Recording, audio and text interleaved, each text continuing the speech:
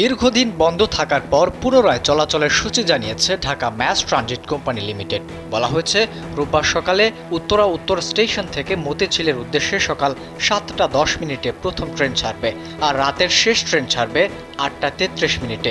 অন্যদিকে মতিঝিল থেকে উত্তরা উত্তরের উদ্দেশ্যে প্রথম ট্রেন ছাড়বে সকাল 7টা 30 মিনিটে, আর রাতের ট্রেন ছাড়বে 9টা 13 মিনিটে।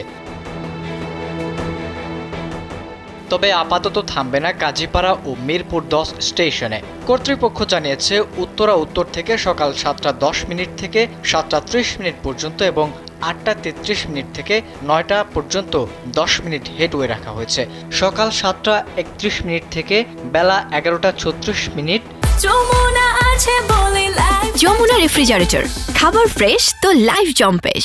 2টা 25 থেকে 8টা 32 মিনিট পর্যন্ত হেডওয়ে রাখা হয়েছে 8 মিনিট। এছাড়া সকাল 11টা 37 থেকে দুপুর 2টা 24 মিনিট পর্যন্ত অফ পিক আওয়ারে 12 মিনিট হেডওয়ে রাখা হয়েছে। অন্যদিকে মতিঝিল থেকে সকাল 7:30 থেকে 8টা পর্যন্ত এবং রাত 9টা 13 মিনিট থেকে 9টা 40 মিনিট পর্যন্ত স্পেশাল পিক আওয়ারে 10 মিনিট হেডওয়ে রাখা হয়েছে।